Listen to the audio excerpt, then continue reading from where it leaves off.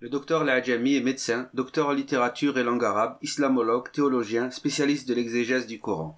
Sa recherche fondamentale porte sur l'analyse des limites de la théorie herméneutique de l'interprétation.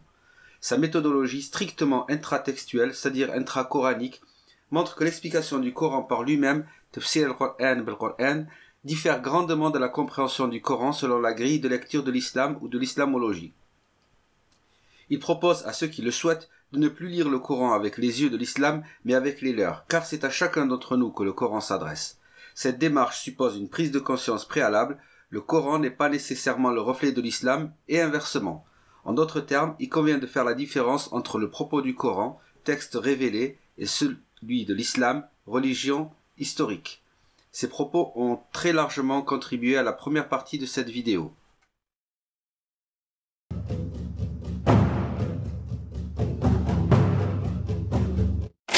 La parole en islam.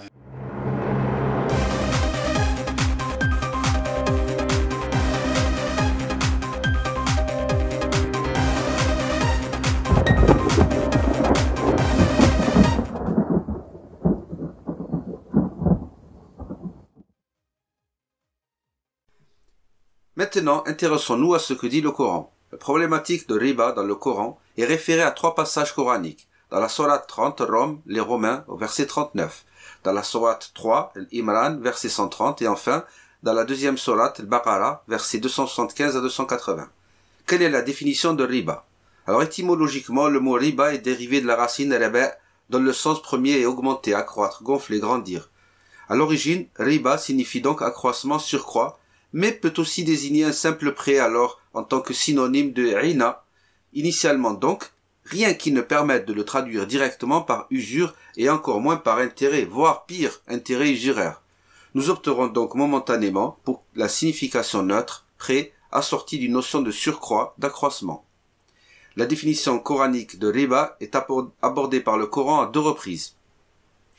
Le premier verset, il vise plus le fond que la forme.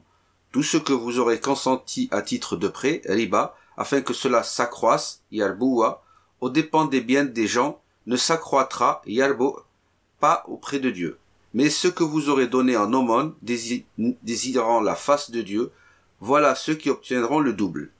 La riba est donc un don non établi à titre gratuit, c'est-à-dire désirant la face de Dieu, mais consenti afin que s'accroisse le capital du prêteur de par un profit malhonnête, c'est-à-dire aux dépens des biens des gens. Ce n'est donc pas le prêt en tant que tel qui est ici condamné, mais une pratique de prêt non équitable dite riba, et dont le but avoué est de s'enrichir indûment, c'est-à-dire en spoliant l'emprunteur. Enfin, l'on note, en mode subtil, une indication complémentaire fournie par le segment final, voilà ceux qui obtiendront le double. Car, comme nous allons le constater au verset à suivre, la pratique dite riba dans le Coran consiste à doubler la dette à terme échu. On arrive au 2e verset. Cette fois-ci, il concerne plus la forme que le fond. أعوذ بالله من الشيطان الرجيم بسم الله الرحمن الرحيم يا أيها الذين آمنوا لا تأكلوا الربا أضعافا مضاعفة واتقوا الله لعلكم تفلحون صدق الله العظيم.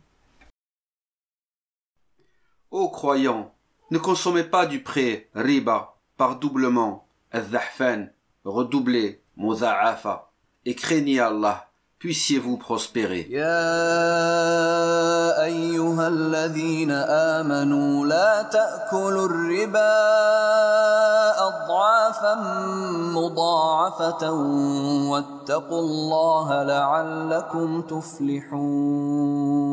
Cette traduction est strictement littérale. Elle rend exactement le premier terme, al-dhahfan, qui est un pluriel, et désigne ce qui est porté au double, d'où doublement. Le participe passé mudha'afa signifie quant à lui doubler, redoubler.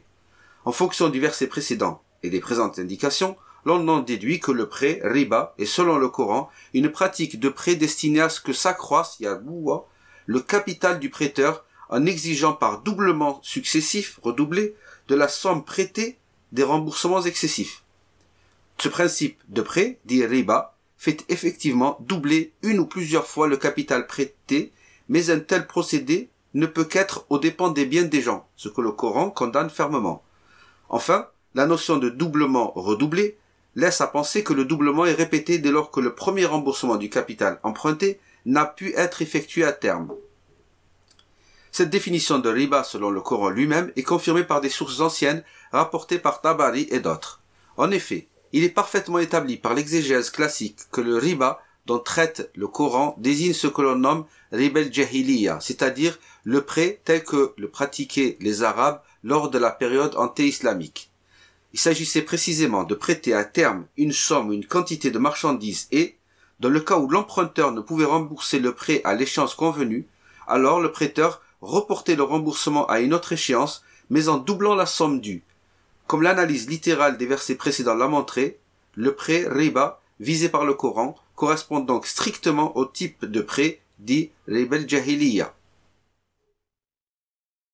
Par conséquent, le terme clé riba signifie prêt à doublement. Nous aurons constaté que la riba concerne uniquement le capital porté au double, sinon remboursé dans les délais. Il s'agit donc d'un doublement du capital, modalité sans aucun rapport avec le principe dit des intérêts. De plus, l'on aura noté que lorsque le prêt était remboursé en premier terme échu, ni indemnité, ni intérêt n'était exigible. Le remboursement était l'exact équivalent en valeur ou en nature du capital prêté. Paradoxe, le prêt dit riba al-jahiliya est un prêt sans intérêt, ce qui indique une fois de plus que la question des intérêts n'est pas une problématique traitée par le Coran. L'ensemble de ces mécanismes spécifiques à la riba al-jahiliya démontre donc qu'il est parfaitement inexact de traduire riba par prêt à intérêt ou à défaut par usure. Enfin, signalons que nous avons évoqué selon quelle référence interreligieuse et interculturelle le droit islamique en vint à assimiler la riba, prêt à doublement du capital, au prêt à intérêt et ou à l'usure, n'ayant pas en cela suivi la définition coranique. Il n'y a donc pas à s'étonner à ce que la traduction standard traduise le terme riba par usure, intérêt usuraire et intérêt. Par ailleurs, c'est afin de pouvoir contourner la définition stricto sensu de la riba, selon le Coran, que l'exégèse juridique a créé d'autres types de riba. Citons riba al-duyun, riba al-nasi'iyya, riba al-fadl, concepts tous présentés sans preuve réelle comme des variétés de riba al-jahiliya, mais sans aucun doute extension de sens au détriment de la définition donnée par le Coran. L'intention fut maximale puisque l'on voulut faire dire au prophète Mohammed sallallahu alayhi wa sallam que l'usure comprend 70 catégories. Wow! En conclusion, la riba, prêt à doublement, est donc interdite par le Coran. Le verbe employé est harama, verbe qui, lorsqu'il est donné par le Coran, signifie interdire moralement et non pas rendre haram au sens où l'islam l'entend. Les interdits moraux ou commandements moraux dans le Coran n'admettent aucune exception et aucun cas de nécessité. Le droit islamique est donc là encore en contradiction avec le Coran lorsque, comme nous l'avons mentionné, il autorise riba dans certains cas de nécessité, darura, ou propose à défaut des ruses juridiques, hiyal. Ceci étant rappelé, la raison de cette interdiction a été donnée dans la sourate 30 au verset 39 précédemment envisagé, afin que cela s'accroisse aux dépens des biens des gens.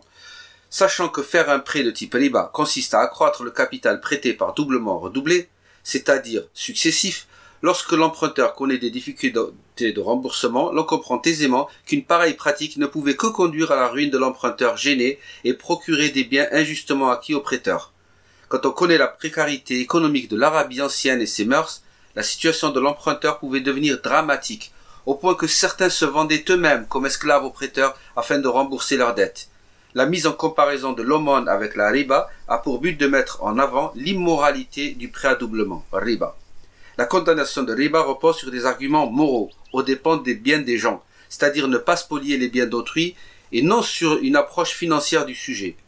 L'on en déduit donc directement que tout type de prêt est possible, à condition de rester dans des limites morales convenables.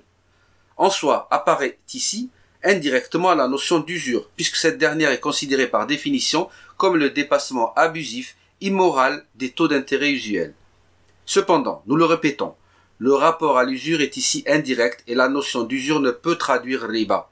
De plus, si on se place du point de vue de la logique exégétique en cours, à bien la considérer, l'idée d'usure amène un curieux paradoxe, puisque condamner l'usure revient à admettre qu'un taux d'intérêt modéré serait valide, ce qui est de fait le contraire de l'objectif de ceux qui veulent interdire la pratique du prêt à intérêt et de l'usure.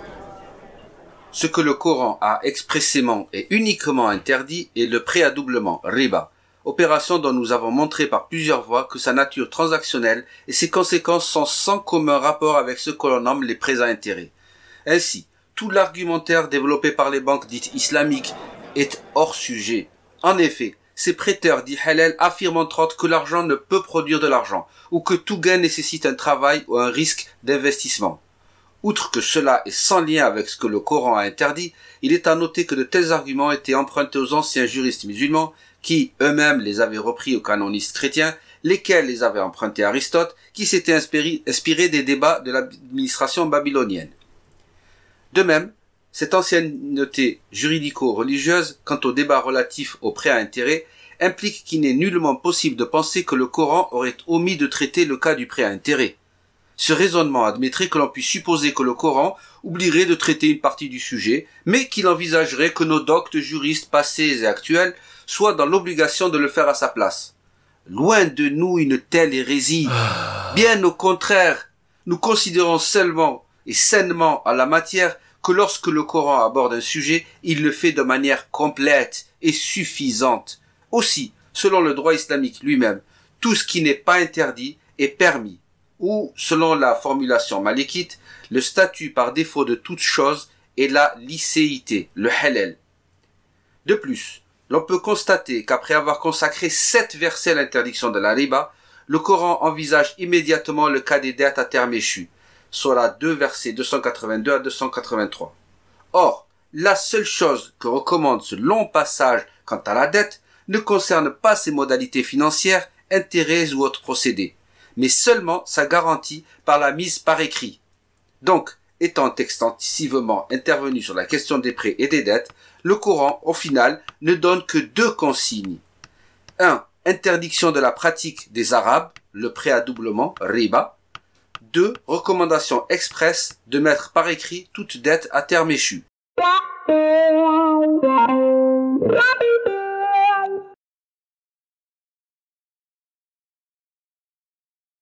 Ce n'est pas fini, non. Waouh! Dans l'épisode 3, nous allons parler de la finance islamique. Alors, solution ou subterfuge? N'oublie surtout pas de t'abonner et de partager. À très bientôt. Ma parole en islam.